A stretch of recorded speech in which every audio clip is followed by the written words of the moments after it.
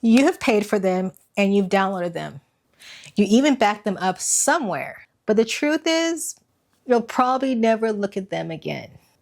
I understand why you think digital files are the prize. I really do. For the last 15 years, the entire photography industry has told you that they were. All digitals included USB of images, an online gallery to share. It sounded like freedom. You get the files, you do what you want with them, and there's no waiting, no ordering appointment, no sitting down with your photographer to choose what goes on your walls. Simple, fast, and done. Except they're not done. And that's the truth I want to talk to you about today. I have been behind the camera for over 34 years. I started in the film days when it was very simple. I kept the negatives and you bought the prints.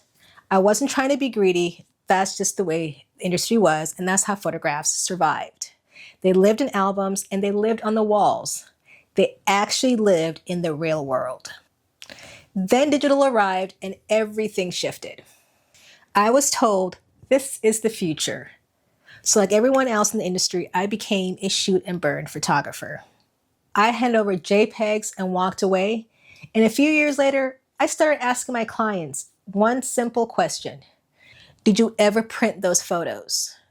And more often than not, I'd get this look. The guilty, sheepish look. Oh, I still have them on the computer. I meant to get to it, but life just got in the way. I realized something at that point that honestly terrified me. I wasn't giving my clients freedom, I was giving them chores. Here's what I believe after 34 years of doing this work. A digital file is not a photograph. It's a potential photograph. It's what I call the ingredients, not the meal. Think about it. You probably have somewhere between 3,000 and 12,000 photos on your phone right now.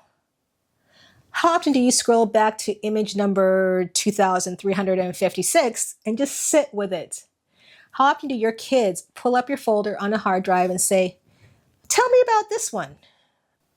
They don't, because digital files don't ask to be seen.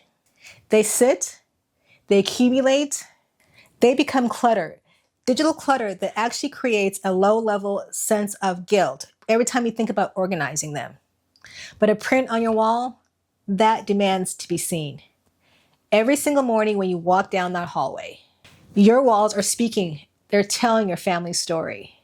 Or they're just telling a story about the frames from Target and nothing else. When Pete and I walk into a client's home to install wall art, we watch what happens. We watch a mom see herself the way her kids see her. We see a father realize his family has history that's worth displaying. I have felt that feeling since I was a teenager visiting my friends' homes. I realized back then that the homes with photos on the walls always felt like they had a soul. That's not a digital experience. That's a physical one.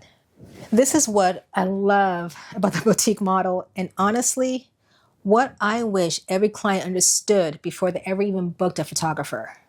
A real photography experience isn't just show up, shoot, and hand over a gallery of data. It's a planning conversation where you talk about your home, where the albums will sit, and what story you want to tell. It's an ordering appointment where someone helps you choose exactly what goes on your walls instead of handing you over a USB and walking away. Absolutely, digital social files have their place, but they should exist to share the images that you've already committed to as prints, not to replace the prints altogether. The print is the destination, and the file is the postcard. And in 30 years, your grandchildren shouldn't have to guess a password to see their family history. They should just be able to open a book.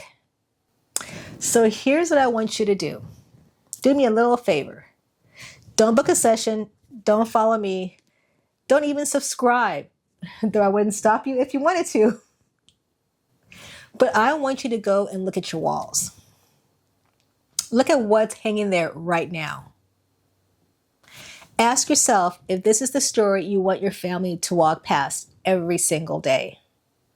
If the answer is no, They already know what to do next.